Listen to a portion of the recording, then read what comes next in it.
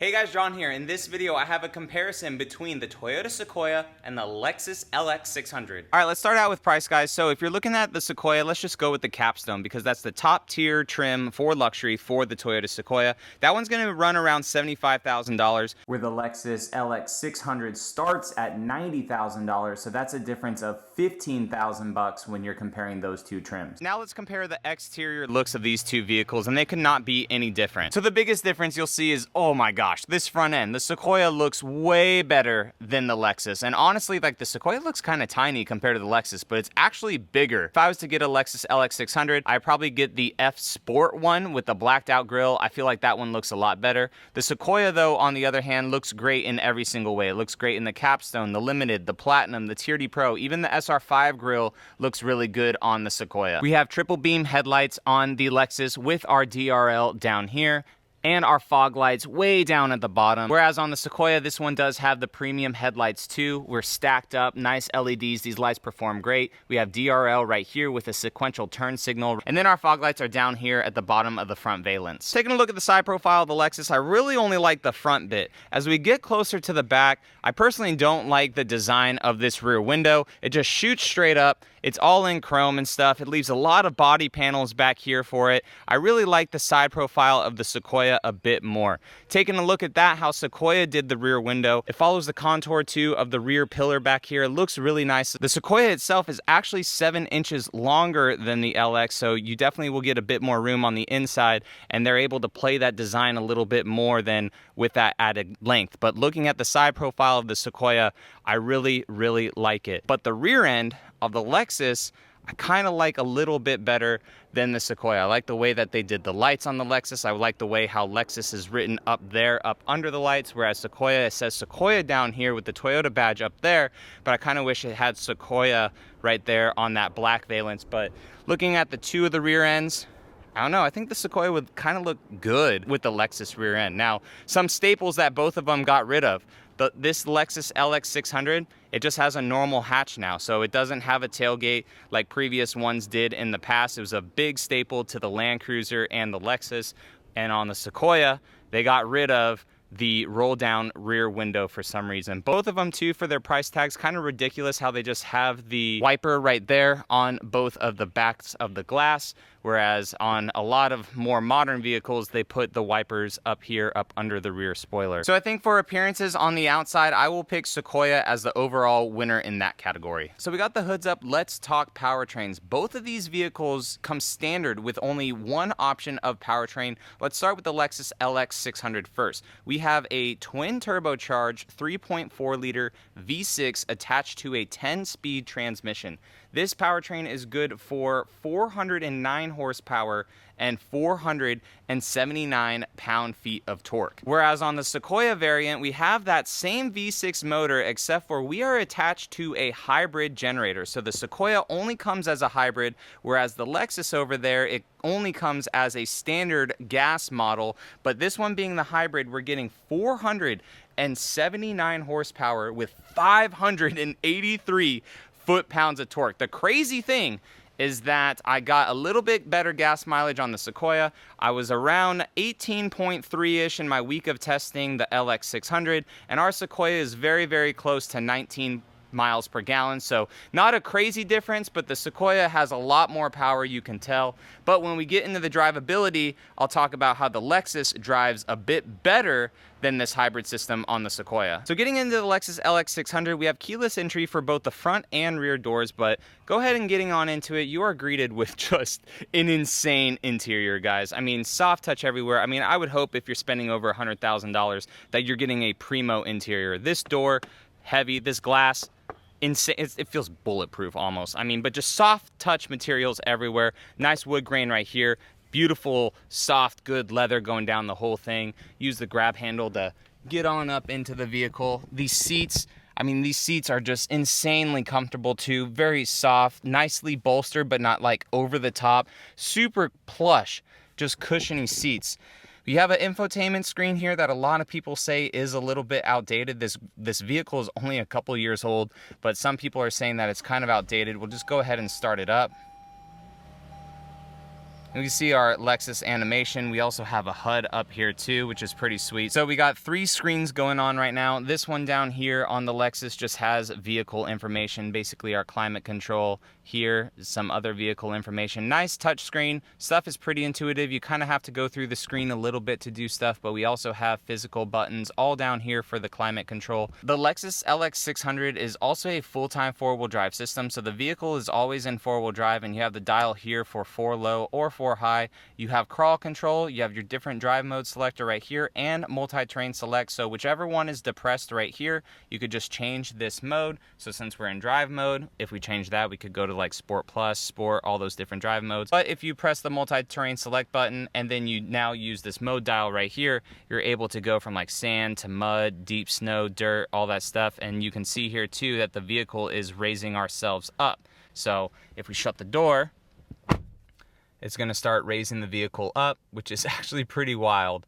That it will raise the vehicle up, and that is also a physical button right here, along with our center locking diff. So the interior quality of the Lexus LX600 is definitely nice. I mean, it's Lexus, it's high quality, just everything is just solid, no rattles, no creaks anywhere. The one thing though is like they only have moonroofs. When I was on Lexus's site, I didn't see anything for a panoramic moonroof. The Sequoia, you get a panoramic moonroof and a lot of different trims with that. So very crazy that you're upwards of $100,000 and you can't get a panoramic moonroof, which is a very luxury item. But aside from that, the interior quality of this vehicle, hardly any plastic anywhere, super felt like headliner. It's just a very insanely nice interior on the Lexus LX600, and it's not just because this is an ultra luxury. I had an F Sport last year that I had as a press vehicle. That was super nice on the inside, so the Lexus quality is just insane. So coming into the backseat of the Lexus LX600, this one's gonna be a little bit different because it's the ultra luxury. So we have a big, huge screen here. You have this whole center console thing right here to give you massaging seats. It's captain's chairs back here. So when you start to get into higher trims of the Sequoia, it is also captain's chairs in the second row, but you still do have a bench in the third row to allow you to have upwards of 7 passengers. The Lexus variants, they have a bench seat in the middle and then 2 seats in the back to allow you to still have 7 passengers. And coming to the back of the Lexus LX, we also have a automatic tailgate back here. If you want to do your foot down there too, you can, but you're greeted with a load flat rear floor. So since this only has the gas powered motor, you do not have the hybrid batteries back here like you do on the Sequoia. Now this being the ultra luxury, we can't fold these seats completely flat and have a fully flat floor, but if you had other Lexus LX models, the rear seats would fold completely flat into the floor with the press of a button over here. And also the middle row has a 60-40 split too, so then those would fold completely flat, giving you a ton of space back here. So if space is a concern for you with these higher end vehicles for lugging stuff around, then you may want to consider the Lexus versus when I show you the Sequoia. All right, going into the Sequoia now, keep in mind mine is a TRD Pro, so it's gonna not be as luxurious as a Capstone, even though they're close to the same price, but still, on the Sequoia, you're gonna have some soft touch up here, but you are gonna have a bit more plastic pieces on any trim level of the Sequoia all throughout the door. Coming on into the inside as well, a Capstone, you'll have a little bit more soft touch materials like here on the grab handle and across on the dash, but you do have it on the Sequoia right here, but that's about it. Ton of plastic as you're getting on into the inside of it. So starting the Sequoia up though, we do have a good bit of technology in it as well. I guess our MPGs is actually a little bit lower than what I said, but you have a nice big 12.3 inch screen here, a 14 inch screen here, but a much more simplified interior versus the Lexus. So you have all your physical buttons down here for your HVAC, big volume knob right here for the radio, and then everything too is just integrated really well into this interface right here. I really like the Sequoia's interface. And then for off-roading purposes, if you guys care about that, you have to get a TRD off-road version of the Sequoia to have all those same crawl control features that come standard in the Lexus LX600. But what you get is a part-time 4-wheel drive system. So the Sequoia is always in 2-wheel drive unless you move it right here into 4 high or into 4 low. And then we have our drive modes right here. So you have the multi-terrain select, the crawl control, your tow haul mode, and your drive mode. So then everything is done with this dial in the Sequoia to like change stuff to sport, to normal mode, to eco. And then that's true too if you put it into multi-terrain select mode. I had to put the truck into 4 high. And you move this dial here, you would get your dirt, sand, mud, deep snow, all that, and cool little graphics here on the Sequoia. And to round out the off-road bits, you do have a rear locking diff with the Sequoia. The Sequoia is very nice inside. It does not feel luxury, at least with the trim level I have, but even the capstone of the Sequoia, it has nice materials. The Platinum really does as well, but you definitely can tell that the Lexus has a bit more good high quality materials. The Lexus is also built in Japan, whereas the Sequoia is built in the United States. So quality finishes, it seems like, are just a bit better on the Lexus than it is on the Sequoia. But again, you get a panoramic moonroof on the Sequoia, which is nice for the price tag. Quite a bit of room too in the middle seats and somewhat in the rear. So coming on back to the middle seats of the Sequoia, I'm not gonna lie, so this seat here, it moved back as I got out. So it was in my driving position, I got out of the Sequoia, moved back even more. I have more room back here for my legs than I do in that ultra luxury LX. So again, the Sequoia is 7 inches longer than the LX. So I feel like you have a lot more room back here in the Sequoia. This seat too, it can also recline back for the Sequoia. So if you're worried about center seat space for both of them, I mean, both the Sequoia and the LX have a good amount of space in the center seat, but I definitely feel like the Sequoia actually has a little bit more. And then coming to the back of the Sequoia, we have the same latch right here, or you can use your feet to open up the rear of the Sequoia, just like you could on the LX. It's an automatic hatch, which is nice, but here is the potential downfall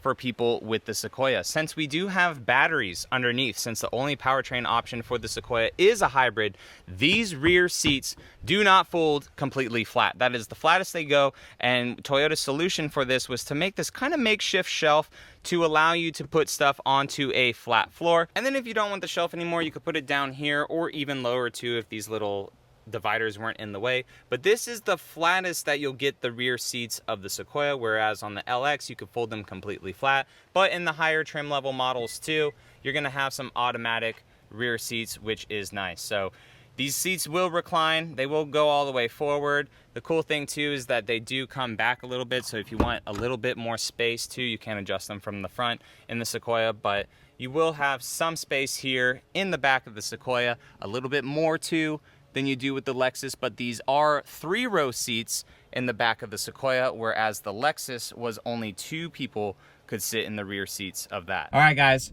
driving impressions of the LX600. So again, every single Lexus LX600 will have the same powertrain no matter what. There is potentially a hybrid in the future, but going over this little bit of rocky bumps right here, super quiet on the inside.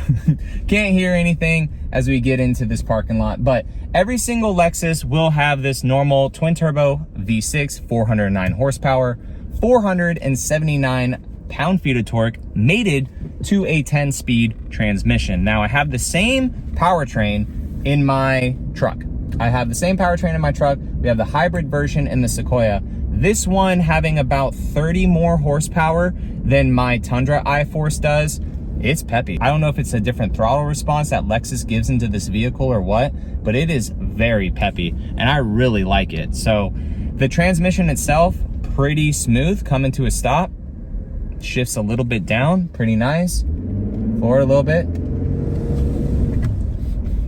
It gets up and goes. So it's very peppy. I don't feel like there's as much dead pedal with this as like my Tundra's V6 does, but coming around these turns here, again, this is not the F Sport handling one. This is just a normal LX600. So quiet inside, very refined too.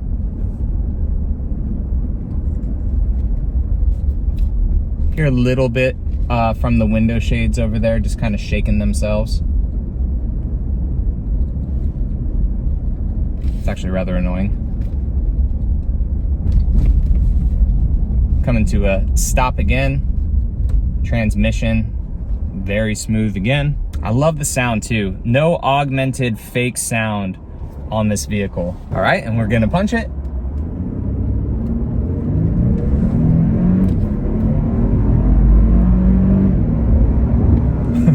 And that's already 60 right there. So the vehicle gets up and goes 100%. So not being a hybrid, no issue for this. The extra 30 horsepower that Lexus tuned into this vehicle, very good. The transmission, very fast shifts. And even though it's a 10-speed trans, it holds on the gears, which is nice. It's not like an older, when vehicle companies were putting 6 speeds, 8 speeds, 12 speeds, all these different transmissions into vehicles and like shifting all over the place. These ones in these trucks, both the Sequoia and also the Lexus, they are very, very good and very refined transmissions. We're gonna accelerate slowly now up to speed. Nice smooth shift. Good shift again. Yeah, very nice. So that was a very quick up to 22 miles an hour. Very nice smooth shifts from this vehicle. And then accelerating without my foot on the brake, downshift, downshift. And the reason I'm doing this is because the Sequoia is a little bit different. So guys, now we are in the Sequoia to see how it is driving. So this is the hybrid system, going over the same type of off-road terrain as we did in the LX. Pretty quiet for the most part. Definitely not as quiet as the LX. Drop down. So I hear a little bit of a center console rattle. Nothing like my old Tundra did, if you guys are fans of the channel from then. But we're in hybrid mode. Car just turned itself on. So hybrid, like I mentioned earlier, the only standard powertrain for the Sequoia, 479 horsepower, 583 foot-pounds of torque. It's a monster, man. It truly is a monster. And it just went into hybrid mode. So the thing that I've noticed with this powertrain is that it goes in and out of hybrid mode pretty fluently. So the weird thing about the powertrain is, like, now we're in hybrid mode. But listen, give it a little bit of gas, and Toyota has this augmented sound in the Sequoia. So when you go into hybrid mode, goes away, these little chimes come on, and then give it gas, and then we just have like a fake V8 noise. So it is kind of funny, but it does take itself in and out of hybrid mode very fluidly, and you honestly can't even tell. I mean, you could barely tell by just the pedal feel, kind of, but there's no clunk in and out of hybrid mode. So Toyota executed that very, very well for sure.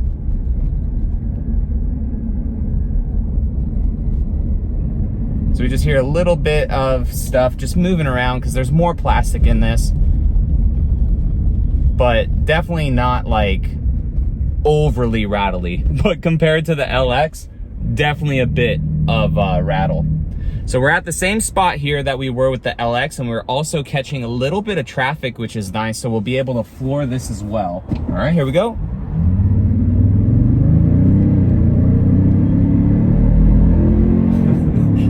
Holy crap. So that was a little bit more than 60. The Sequoia hauls butt. The Sequoia hauls butt. And that was pretty good too, because the truck was completely off, and then I just immediately hit the pedal, and then it just hauls. And you heard how quick it shifts. The Sequoia is good. Coming to a stop, just easing into it.